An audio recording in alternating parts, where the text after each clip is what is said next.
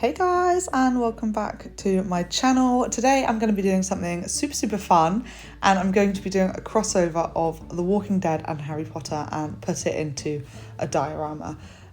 Just wait around, you'll see where I'm going. It's going to be awesome.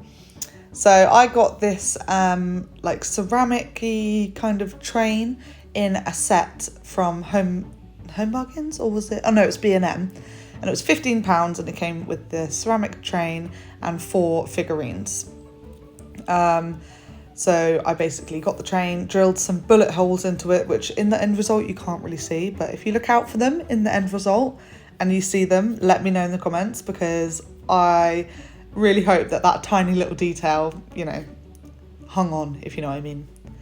And then I primed the whole thing black and then went in with the classic Hogwarts Express colours. So yes, this is going to be the Hogwarts Express, and I'm putting it into the Walking Dead universe. I've just started watching The Walking Dead. I've never watched it before. I know I'm like 10 years late to the party, but I'm really enjoying it so far. I think I binged like the whole first season in one day, but I'm really on like a zombie loving phase at the moment. So if anyone recommends any books or films or TV shows that revolve around zombies, let me know, because I want to watch and read and consume all of that content.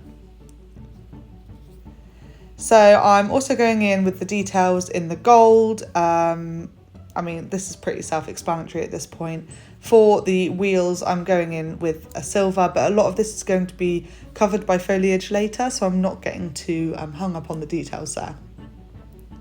My first step for rusting up this train was taking some brown paint and just splodging it on in loads of the different corners. I think personally the real tip to getting realistic rusty looking metal is just doing it in layers and going again and again and again and again.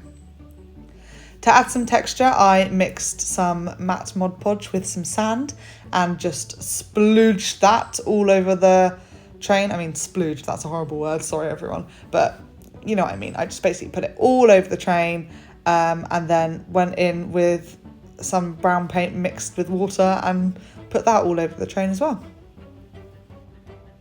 I have never actually made like a rusty diorama before, so these are all just tips that I've found on YouTube. My personal favourite ones were the adding the sand, because it adds a nice like texture and makes it look like the paint is peeling, and also adding the dry sand and then brushing it off later on I think looks really cool, because it gives it that kind of dusty effect, which was wicked. So here I am just brushing loads of that off, and then I go in over the top with I think it was an orange like poster paint, you know, those 50p paints you can get from Hobbycraft and whatever.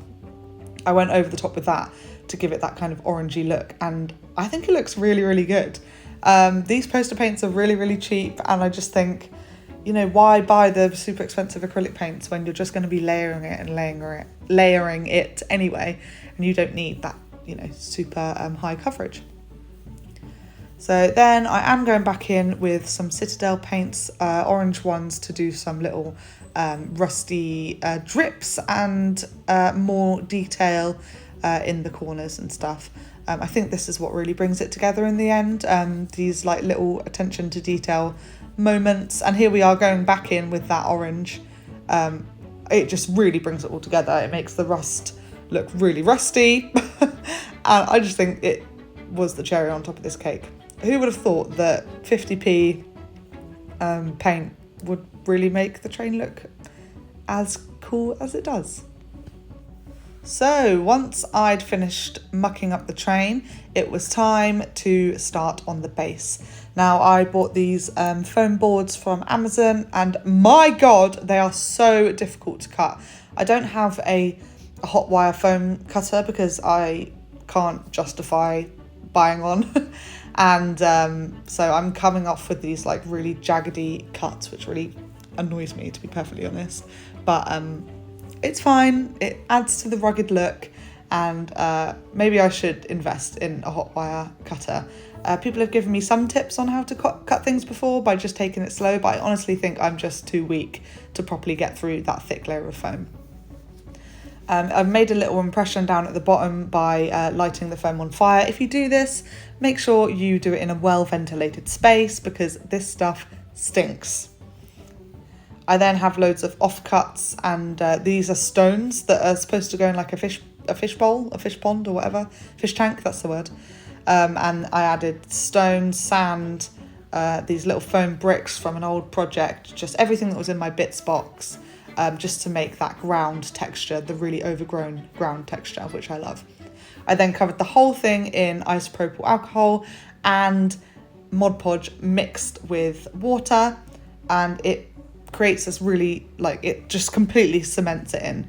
The isopropyl alcohol, which is what I'm spraying there, breaks the surface tension so that the glue can really go into all of the nooks and crannies and stick all of that crap down big time. What would a Walking Dead diorama be if I didn't board up some windows? So that is exactly what I'm making now.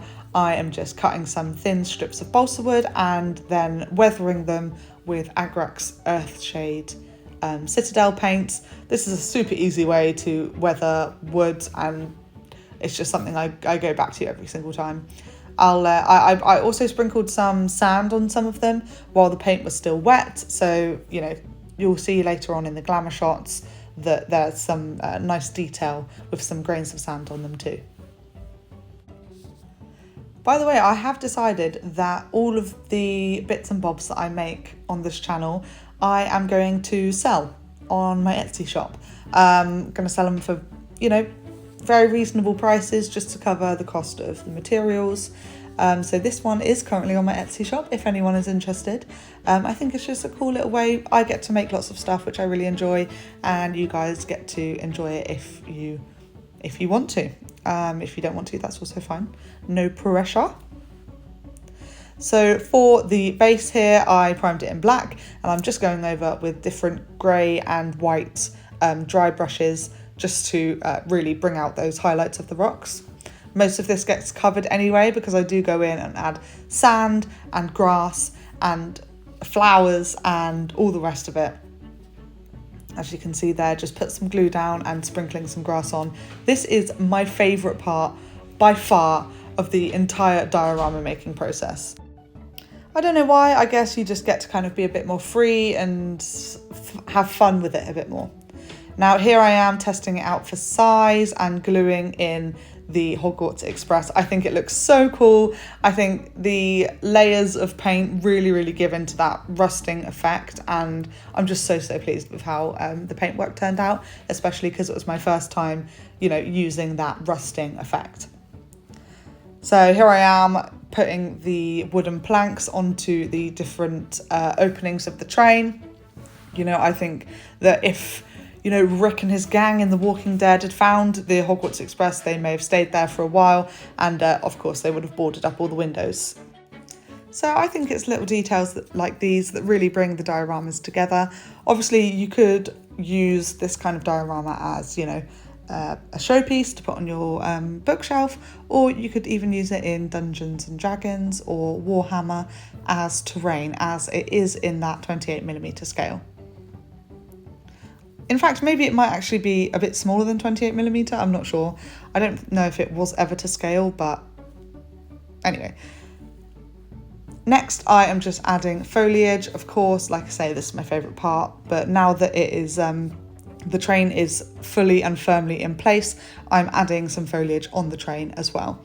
I didn't actually film this, but I did add some flowers, and you're going to be able to see all of that in the glamour shots that are coming up. So if you enjoyed this video, make sure to like and subscribe, and I'll see you in the next one. Bye!